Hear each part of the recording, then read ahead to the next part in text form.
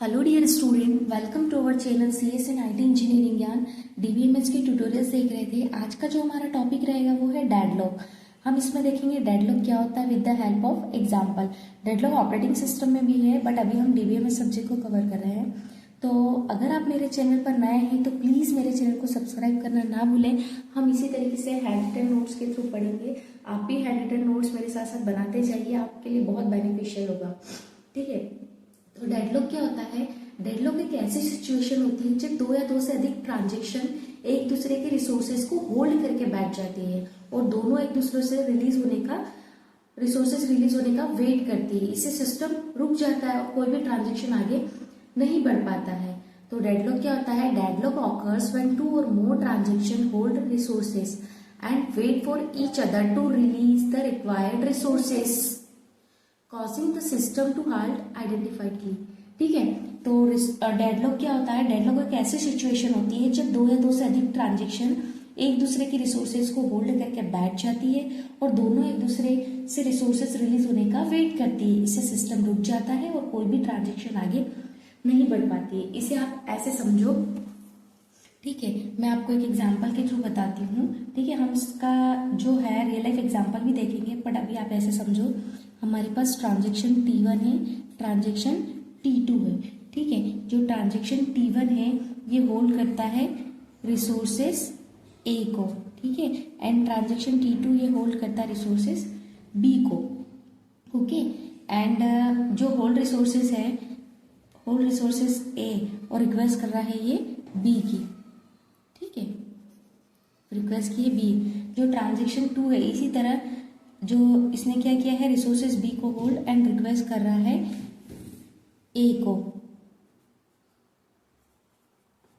इसका मतलब क्या है कि जो ट्रांजैक्शन T1 है ये होल्ड कर रहा है रिसोर्सेज A को और रिक्वेस्ट कर रहा है B को। ट्रांजैक्शन T है ये होल्ड कर रहा है B को, ओके, और रिक्वेस्ट कर रहा है A को।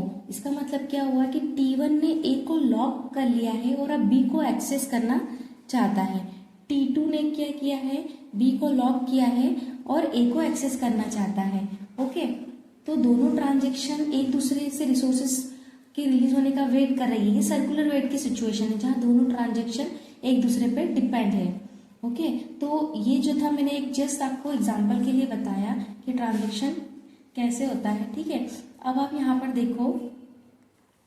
ठीक है, इस एग्जाम्पल को देखो आप।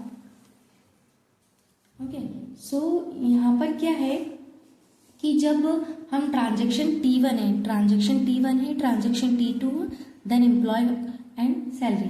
तो जो ट्रांजैक्शन T1 है होल्ड, इसने क्या किया है? Hold the lock on the employee table. इसने क्या किया है? Hold the lock on employee table और रिक्वेस्ट कर रहा है सैलरी के लिए।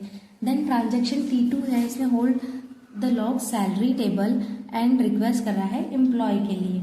ठीक है, दोनों ट्रांजैक्शन एक दूसरे का वेट कर रहा है। ठीक है, तो जो ट्रांजैक्शन T1 है इसने एम्प्लॉय टेबल को होल्ड करके सैलरी टेबल को एक्सेस करने की कोशिश कर रही है और जो ट्रांजैक्शन T2 है सैलरी टेबल को होल्ड करके एम्प्लॉय टेबल को एक्सेस करने की कोशिश कर रही है। दोनों ट्रांजैक्शन एक दूसरे से डिपेंड है और एक दूसरे का वेट कर रही है, तो इसे डेडलॉक कहते हैं।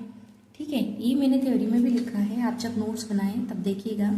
अब यहाँ पर सर्कुलर वेट की सिचुएशन क्या होती है कि जब दोनों ट्रांजैक्शन एक दूसरे की रिसोर्स को होल्ड करके रिसोर्सेज का वेट कर रही है तो सर्कुलर वेट की सिचुएशन बन जाती है। सर्कुलर वेट का मतलब है कि एक ट्रांजैक्शन दूसरे से रिसोर्स रिलीज होने का वेट कर रही है, दूसरा पहले से।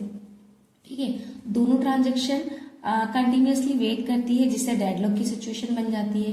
कोई भी ट्रांजैक्शन आगे नहीं बढ़ पाती है जिससे सिस्टम हाल्ट हो जाता है। मैं आपको एक रियल लाइफ एग्जांपल देती हूँ। ठीक है, मान लीजिए